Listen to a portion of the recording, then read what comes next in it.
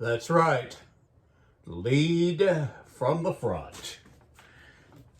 See that guy right there with his hands on his hips? Those guys have been fighting all night in Guadalcanal. That's him and his non-commissioned officers. That's the infamous Chesty Puller. This photograph used to hang in my classroom where all my little munchkins had to know who Chesty Puller was because he's Chesty Puller. Good morning, everyone, from Mr. and Ms. America, all ships at sea, all sides, everywhere. Tuesday, December 7th. Dark morning. And National Goof Off Month continues. Let's get right to the reading this morning. We were talking about Michael Crichton and his astrologers. He was trying to, in his travels, trying to figure out if being psychic is a real phenomenon. So here we go. All right, so he went to see one lady, and then he goes back. I returned to the Spiritualist Association a couple of days later. This time I saw a small, precise man with a snippy manner. He held out his hand, snapped his fingers, and said, "Well, give me something." "Like what?" "Your watch will do." I gave him my watch. "Don't worry, I'll give it back. Sit down over there." He held the watch in his hand, rubbed it between his fingers, toyed with it. He sat in a rocking chair. I was starting to get a headache. I didn't like being around him. "Do you believe in spiritualism?" He said. "I don't know." "Was your grandfather a soldier?" "I don't know." "I see, you're one of those who say the same thing all the time, aren't you? Don't want to give me any help. Give me any help, is that it?" "I don't know," I said as I was following my plan, but it seemed stupid. "It doesn't matter," he said. "Please yourself. I see your grandfather riding on a horse. He looked like a soldier. I see your grandfather working with stone. I see chips of stone on the ground. He worked with stone." My grandfather died in the army in the influenza epidemic of 1919, before my father was born. My grandfather also worked as a gravestone cutter. I had seen photographs. "Your father is dead," the psychic said. "Recently passed. Over?" My father had died 8 months before. "Yes," I said. "He's all right. Your mother is grieving too much. You should tell her that your father is all right. He wants her to stop grieving so much." "Will you tell your mother that?" "Yes." Thinking, oh, brother, sure. I'm going to call my mother up and say, "Some obnoxious little creep held my watch and said that Dad is on the other side and everything is fine. Mom." "Sure I am."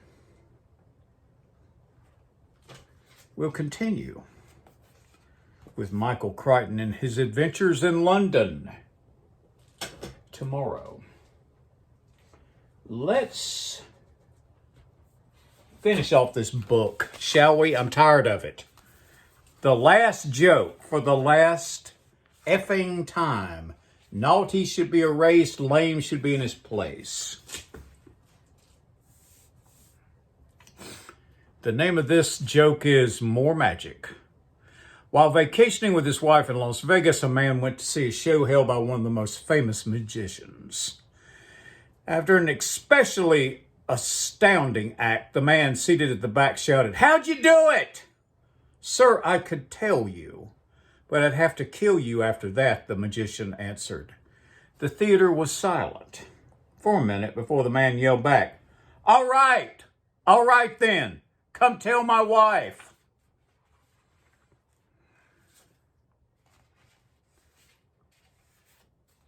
Say goodbye. You won't be seeing this again. Larry Flitt is coming to the rescue very soon. I want to read something out of my Sexology book. This guy's face just kills me. This is from Sexology, August 1962. And they're talking about the dance craze, the twist. There is sex implied in it, no doubt about it, but it's not a social sex urge. The sex image is confined to the individual. The partner might as well be a post. I don't believe the younger ones are aware of it as a sexual urge at all. The older ones, the better dancers, may have some stimulation from it, but I don't believe it often leads to, how can I say this? It doesn't often lead to proceeding in the sexual act. They must be too tired. Dr. Albert Ellis commenting on the new dance, The Twist. What a maniac.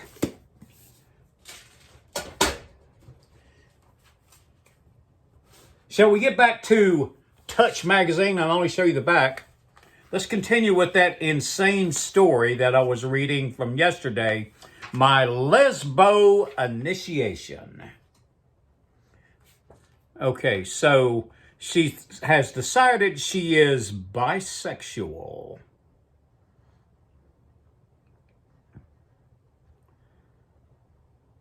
No, I knew I wasn't. I loved my husband every way and had always felt completely satisfied sexually. But maybe I was bisexual.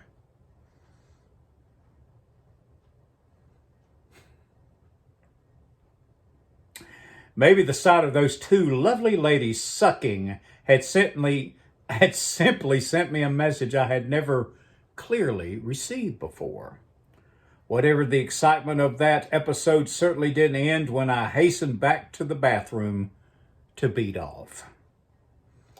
I took a shower when we arrived home and with the slippery help of some warm soap suds, gave myself the finger for 4 more suck fantasizing orgasms.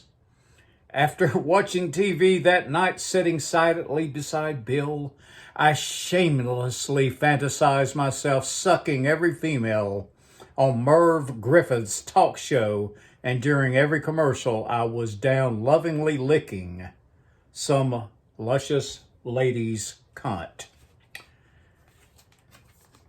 They say a female wrote it by the name of Susan Kraft, but this was the work of a dude. We're about to say goodbye to Xavier and her letters. Have a short one to wind up the morning report.